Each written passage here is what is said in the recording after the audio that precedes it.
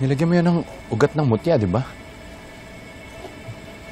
Masisira yung mukha ni Maxine pag ginamit mo yan sa kanya. Sigurado ka ba dyan? Kumukontra ka ba, Alex? Di ba pumayag ka na sa plano ni Amira? Bakit parang kinu-question mo naman ngayon? Naninibago lang ako. Kasi biglang kumakambyo si Amira ngayon eh.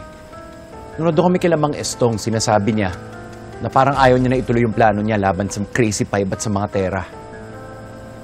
Ano nangyari? Nahimasmasan ako. Kailangan nilang pagbayaran ng lahat ng ginawa nila sa akin at sa mga taong sinaktan nila.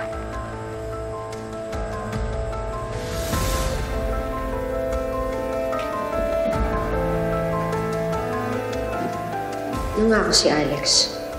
Natutulungan niya ako sa pag-iigante. Ikaw sabihin ko sa kanya yung tungkol kay Maria. Wag! Huwag mong gagawin yan. Tandaan mo ang lagi kong sinasabi sa'yo, Amira. Kami lang ni Maria Makiling ang totoo mong mapagkakatiwalaan.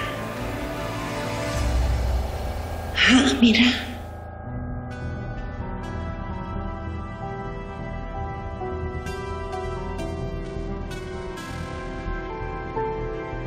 Naiintindihan ko, Ma'am Maria.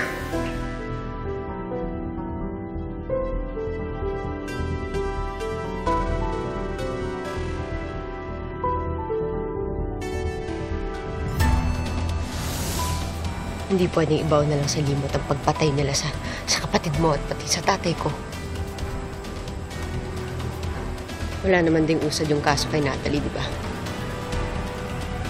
Dinadali lang na abogado nila yung hearing. Pero Amira, may ibang paraan naman para mabigyan ng hustisya yung mga mahal natin sa buhay. Mukhang kabado ka, Alex.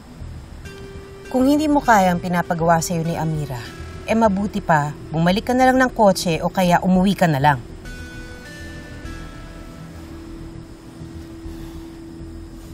Nakakaw ako, natutulong ako kay Amira. Hindi ko yung tatalikuran. Pero aminin ko, nagugulat lang ako sa mga nangyayari.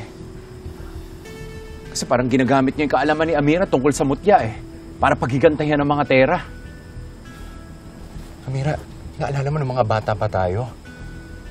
Di ba humingi ka pa kay Maria Makiling ng tulong para sa tamang paggamit ng mga halamang gamot para makatulong, Amira, makatulong sa mga tao? Gusto pa yatang sabihin ni Amira kay Alex ang tungkol kay Maria Makiling. Pero malakas ang bisa ng mutyang ipinatakbo sa tiyak niya. Hindi kakala si Amira sa napag-usapan namin. Kami lang ni Maria Makiling ang totoo mong mapagkakatiwalaan. Ha, Amira? Bakit? Nakakatulong naman tayo Natulungan natin yung mga taong hinahanap yung hustisya ng matagal na.